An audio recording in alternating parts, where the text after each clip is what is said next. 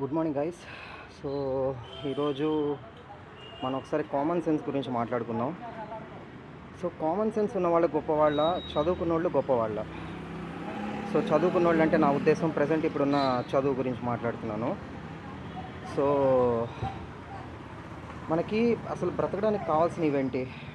మంచి గాలి, మంచి నీళ్ళు, మంచి నిద్ర, మంచి తిండి, మంచి వ్యాయామం. వ్యాయామం అంటే ఎక్సర్సైజ్.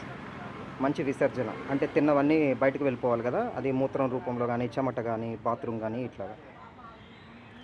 వీటికి డబ్బు కావాలి. కానీ మనం బ్రతకడానికి కావాల్సినవి, మనం సంతోషంగా ఉండడానికి కావాల్సినవి గాలి వదిలేసి వాటిని నెగ్లెక్ట్ చేసి వీటికి కావాల్సిన డబ్బు వెనకాల పరిగిస్తున్నాం. మరి ఆ డబ్బు వచ్చిన తర్వాత అన్నా కనీసం వీటిని మనం సీరియస్గా తీసుకుంటున్నామా? లేదు.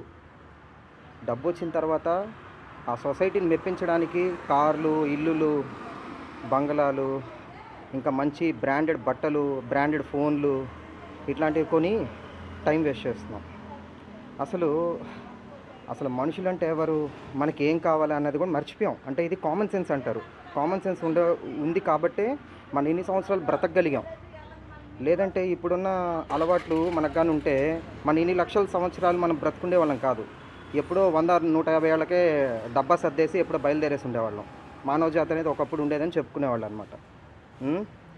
సో కామన్ సెన్స్ నమ్ముకోండి, చదువును కాదు. చదువుకి కామన్ సెన్స్కి సంబంధం లేదు. జంతువులు కామన్ సెన్స్ నమ్ముకుంటాయి కాబట్టే అవి పుట్టిన దగ్గర నుంచి చనిపోయేంత వరకు వాటిని అవి నమ్ముకుంటాయి. మనుషులు చదువుకున్నారు కాబట్టి ఒకరి మీద ఎక్కువ డిపెండ్ అవుతూ ఉంటారు.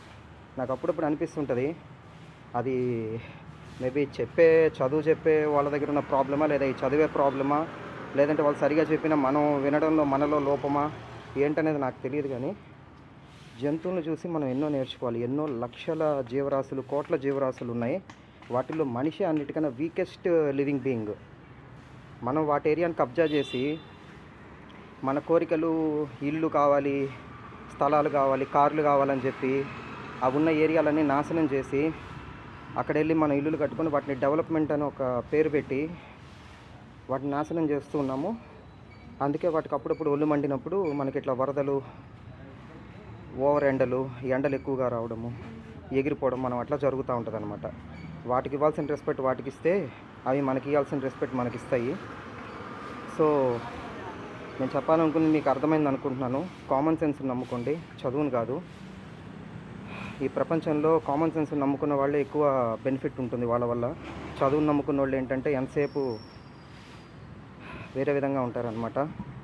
Take care, bye.